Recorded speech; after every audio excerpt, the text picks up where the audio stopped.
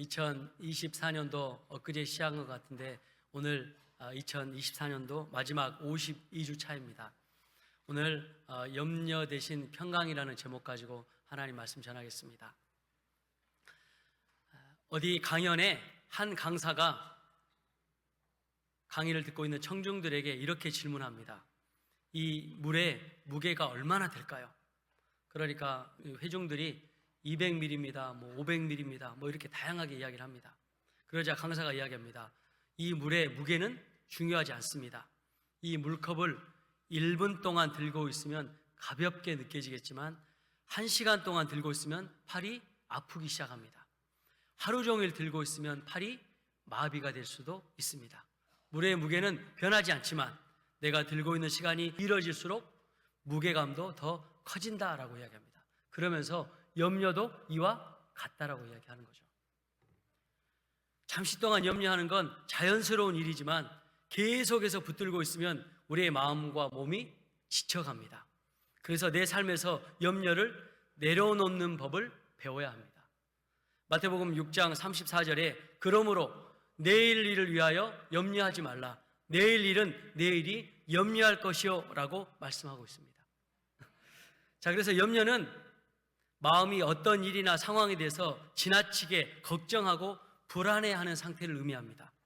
염려는 우리가 미래에 일어날 수 있는 일들을 예상하며 준비하려는 본능에서 비롯되지만 과도할 경우에는 신체적, 정신적, 영적인 건강에 부정적인 영향을 미칠 수 있습니다. 그래서 우리가 염려에 대해서 세 가지 살펴보면 첫 번째, 염려가 우리 삶에 미치는 영향입니다. 현대 사회에서 염려는 우리와 함께 동행하는 동행자입니다. 건강의 염려, 재정의 염려, 인간관계의 염려, 자녀의 염려에 대한 모든 문제들이 우리 삶 가운데 있습니다. 염려가 마음과 영혼을 무겁게 하고 하나님의 평강을 누리지 못하게 합니다. 염려는 불안해서 오는 감정이에요. 내 인생의 주인으로 내가 살아가야 되는데 그런 상태를 유지하지 못하거나 이 인생의 문제를 내 힘으로 해결할 수 없는 상황이 오게 되면 사람은 염려를 하게 돼요. 그리고 이 세상의 염려는 곧 인생으로 계속 이어지게 되는 것입니다. 그래서 염려는 보람에서 무덤까지 같이 가요. 평생 우리와 함께 하기 때문에 그렇습니다. 성경과 인류의 역사가 검증한 것처럼 자기 사랑하는 마음, 자기 애로부터 시작해서 염려는 이렇게 진행이 되는 것입니다. 나를 사랑하기 때문에, 하나님보다 나를 더 사랑하기 때문에 염려가 시작이 돼요. 그리고 내가 나를 지키지 못하면 염려는 더 커지게 되는 것입니다. 자기가 이루어놓은 것을 지켜야 해서 염려가 오는 거예요. 아담과 하와가 하나님과 평강의 복을 누리고 자기만을 사랑하지 않고 하나님을 사랑할 때는 염려가 없었어요. 근데 아담이 하나님처럼 되고자 해서 선악과를 따먹었죠. 하나님처럼 되고자 하는 거예요. 자기를 너무나 사랑해서 하나님처럼 되고자 해서 선악과를 따먹습니다. 그 결과가 어떻습니까? 에덴 동산에서 쫓겨납니다. 그리고 염려와 근심이 아담과 하와에게 찾아와요. 무슨 근심이죠? 큰 아들 가인이 동생 아벨을 죽입니다. 얼마나 큰, 말로 할 수 없는 이런 염려와 근심이 그에게 찾아왔습니다. 그래서 염려의 근원은 뭐냐? 나를 사랑하는 마음이에요. 하나님보다 나를 더 사랑할 때 염려는 시작이 되는 것입니다. 자, 그러면 염려가 우리에게 주는 삶의 영향을 좀 더 살펴보면 먼저 정신적 영향을 우리에게 줍니다. 첫 번째, 스트레스죠. 스트레스는요, 모든 만병의 근원입니다.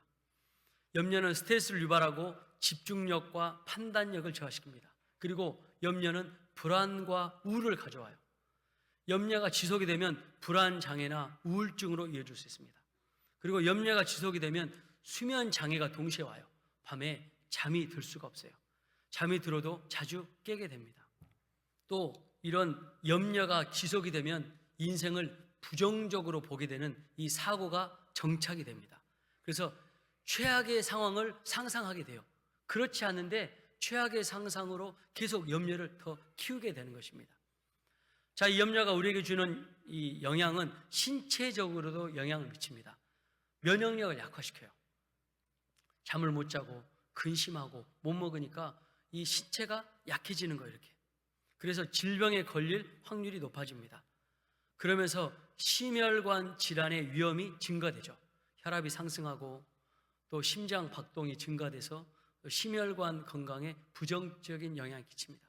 얼마 전에 우리 탤런트 김수미 씨도 심장으로, 스트레스로 인한 심장으로 이렇게 갑자기 돌연사 하셨잖아요. 또 이 신체적인 영향 중에 소화기관에 문제가 돼요.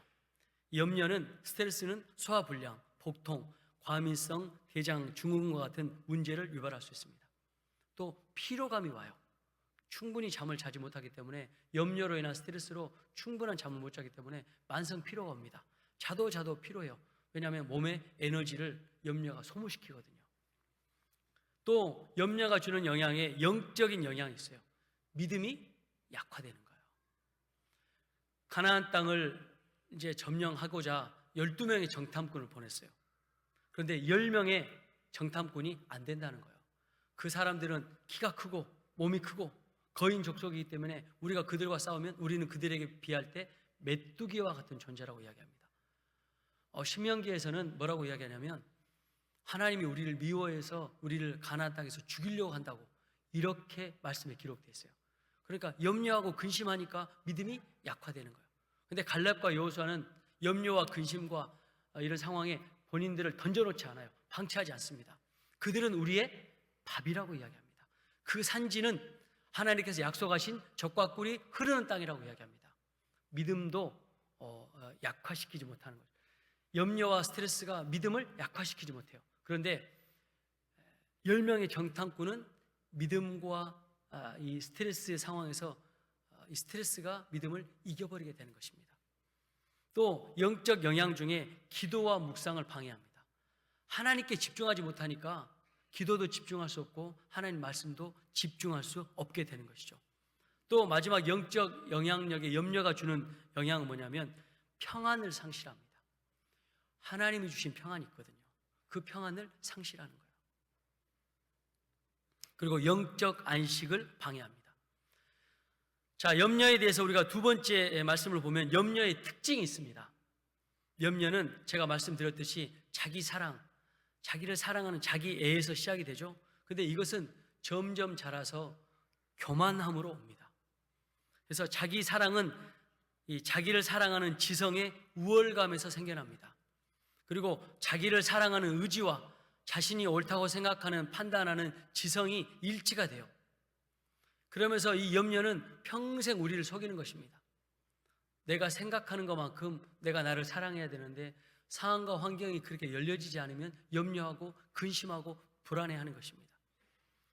근데 문제는 뭐냐면 건강하지 않는 자아를 가지고 살아가게 되면 평생 염려하는 거예요. 따라서 하겠습니다. 걱정도 팔자다. 조상분들은 참 지혜로우신 것 같아요. 어떻게 걱정도 팔자단 말을 하셨을까?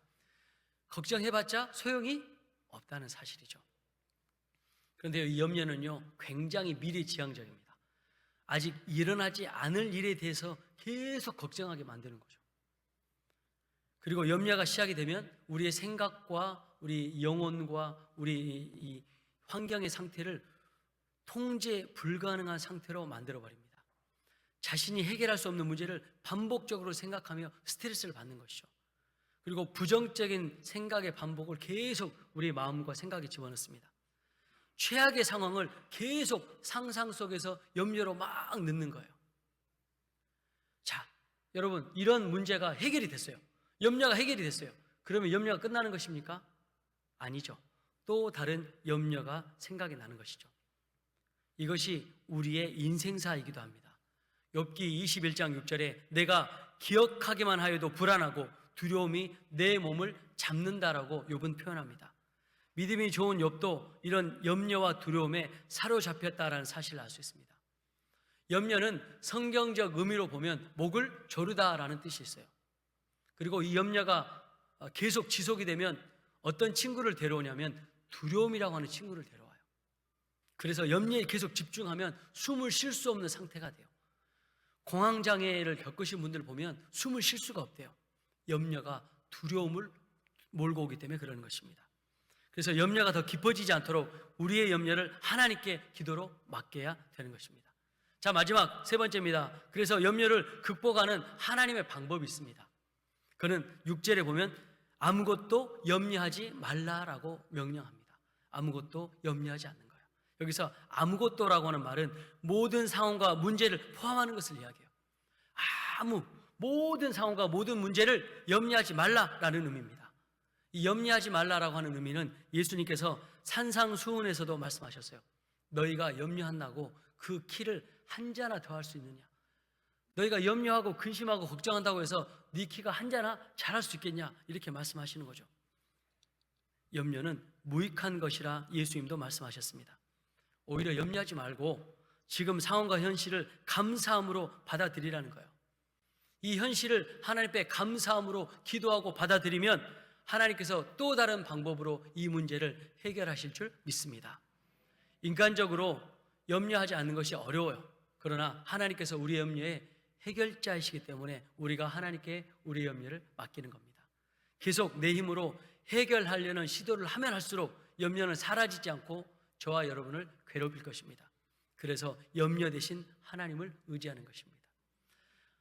또 기도와 간구로 나아가는 것이죠. 6절에 보면 기도와 간구로 너희 구할 것을 감사함으로 하나님께 아뢰라 라고 이야기합니다. 기도는요, 하나님과의 교제로 염려를 이렇게 다 흩어버리는 첫 발걸음이 됩니다. 또 간구는 구체적으로 계속 요청하는 겁니다. 이 간구라고 하는 헬라어의 뜻은 중보 기도라는 뜻이 있습니다. 그래서 하나님께 기도하고 또 기도하면 하나님께서 우리 기도를 들으시고 염려를 없애주신다는 거죠. 또 마지막 감사가 있죠. 기도와 간구와 감사합니다. 지금 상황이 해결되지 않지만 하나님께서 해결해 주실 것에 대한 믿음을 가지고 감사하며 기도하는 것이죠. 그러면 하나님께서 이 모든 상황을 염려와 스트레스가 아닌 하나님의 평강으로 함께 해주신다는 겁니다. 그럼 어떻게 됩니까? 기도와 간구와 감사로 기도하면 모든 지각에 뛰어난 하나님의 평강이 우리의 마음과 생각을 지키시는 거죠. 그래서 염려의 문제를 해결하지 않아도 하나님을 의지하고 기도하면 하나님께서 평안을 주신다는 거죠. 우리의 마음과 생각을 지키신다라고 하는 단어를 쓰는데 이 지키신다라고 하는 단어는 군대가 지킨다라고 하는 강력한 의미가 있어요. 강력한 군대가 우리를 지켜준대요. 하나님의 군대가 우리를 지키신다는 것입니다. 그래서 하나님께서 우리의 마음과 생각이 염려에서 벗어나도록 하나님 주권적으로 역사하시는 것입니다. 사람의 이해와 이성을 뛰어넘는 초월하는 하나님의 평강이 저와 여러분 가운데 하나님의 선물로 임하시길 주님의 이름으로 축원합니다. 사도 바울이 오늘 본문의 말씀을 기록하면서 이 평강에 대한 배경을 히브리어 샬롬으로 이야기합니다. 이 평강이라고 하는 단어가 헬라어로는 에이레네라고 하는 단어를 쓰고 히브리어로는 샬롬이라고 하는 단어를 씁니다. 이 샬롬은 사회적 차원에서는 평화를 이야기합니다. 피스, 평화를 이야기합니다. 인간 관계에서는 화목, 화평을 이야기합니다. 개인의 마음에서는 평안이 되는 거예요. 평안. 그래서 이 샬롬이라고 하는 이 평강은 사람에게서 얻어지는 것이 아니라 하나님의 은혜로 얻어지는 거예요. 여러분, 우리가 살면서 긴박하고 조급하고 스트레스 받는 일들이 막 우리에게 올 거예요. 그때 이 모든 걸 하나님께 맡기는 겁니다. 그러면 하나님께 맡길 때 평강은 하나님의 선물이기 때문에 하나님께서 우리에게 주어지는 줄 믿습니다. 결국 하나님께로부터 오는 평강이기 때문에 하나님께 구하는 것이 맞습니다. 사람이 말하는 마인드 컨트롤은 한계가 있어요. 이거는 피상적일 뿐이에요. 근데 참된 평안은 우리 안에 예수님으로부터 임하고 하나님과 깊은 연합을 이루는 기도를 통해서 염려가 떠나가고 하나님의 평강이 임하게 되는 것입니다. 오늘 이것 성경이 말하는 이것이 곧 샬롬, 바로 평강을 말씀하고 있습니다. 그래서 염려 대신 평강을 선택하시길 주님의 이름으로 축원합니다. 염려와 평강 중 우리는 어떤 것 하나를 선택하며 인생을 살아갈 수 있습니다. 그런데 염려를 선택하면 우리의 마음을 어둡게 합니다. 그러나 평강을 선택하면 우리 영혼에 빛이 비춰지게 되는 것입니다. 사랑하는 요성결 가족 여러분, 염려를 선택하시겠습니까? 아니면 모든 지각에 뛰어난 하나님의 평강을 선택하시겠습니까? 삶의 모든 영역에서 하나님께 기도와 감사로 나아가 평강을 누리시는 삶을 선택하시고 또 그 축복을 누리시길 주님의 이름으로 축복합니다. 다시 한번 말씀드리지만 염려는 저와 여러분 삶 가운데 떼어놓을 수 없는 것입니다. 누구나 경험하는 감정이지만 신앙 안에서 염려를 내려놓고 하나님께 맡길 때 진정한 자유와 평안을 누릴 수 있습니다. 베드로전서 5장 7절에 너희 염려를 다 주께 맡기라. 이는 그가 너희를 돌보심이라 라고 말씀합니다. 하나님께 맡김으로 마음의 평안 누리시길 바랍니다. 그래서 염려를 극복하기 위해서 실천하셨으면 좋겠다라는 마음으로 제가 해결 방법을 말씀드리면, 매일 아침 일어나면 염려가 또 나를 찾아옵니다. 그때 나에게 찾아오는 염려를 하나님께 기도함으로 맡기는 거예요. 하나님, 내 건강의 문제를 하나님께 맡깁니다. 내 자녀의 문제를 하나님께 맡깁니다. 또 내 앞길의 문제, 재정의 문제를 하나님께 맡깁니다. 이렇게 기도하러 시작하는 거죠.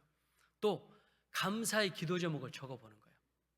우리가 비교하면서 살기 때문에 이 자괴감이 우리에게 오는 거예요. 다른 사람과 비교하면요, 자괴감이 와요. 자괴감이 와요. 그러니까 다른 사람과 비교하지 않고 하나님 나에게 주신 감사의 목록을 쭉 적어보는 겁니다. 그러면 감사가 오니까 염려가 떠나게 되는 것입니다. 또 우리가 살다 보면 갑자기 염려가 되는 일들이 벌어져요. 갑자기 막 이런 일들이 막 벌어지잖아요. 원하지 않는 일들이 벌어졌어요. 염려하는 일들이 벌어졌어요. 그때도 어떻게 해요? 하나님께 맡기는 겁니다. 이런 구체적인 실천을 통해서 염려가 우리 삶 가운데 영향력을 미치지 못하길 바랍니다. 2024년도 참 많은 염려와 불안과 두려움들이 있었습니다. 얼마 전에는 계엄령을 통해서 온 국민이 떠는 그런 불안함과 염려도 있었습니다. 그러나 이 모든 염려는 결국 하나님께 맡기고 기도해야 끝이 난다는 사실을 깨닫게 됐습니다. 사랑하는 요성결 가족 여러분, 염려를 하나님께 맡기십시오. 그리고 염려가 해결될 때 하나님 앞에 감사함으로 기도하십시오. 그리하면 모든 지각에 뛰어난 하나님의 평강이 우리의 마음과 생각과 환경과 인생과 우리의 자녀손들과 우리의 앞길을 하나님께서 열으시고 축복의 복으로, 평강의 복으로 세우실 줄 믿습니다. 그리고 앞으로 미래도 지키실 줄 믿습니다. 하나님께 우리의 염려를 맡길 때 경험하는 신뢰와 자유, 삶에서 누리는 평강의 삶의 열매를 누리시기 바랍니다. 이 은혜가 우리 사랑하는 요성결 가족 가운데 함께 하시길, 자녀손들 가운데 함께 하시길 주님의 이름으로 축원합니다. 기도하겠습니다.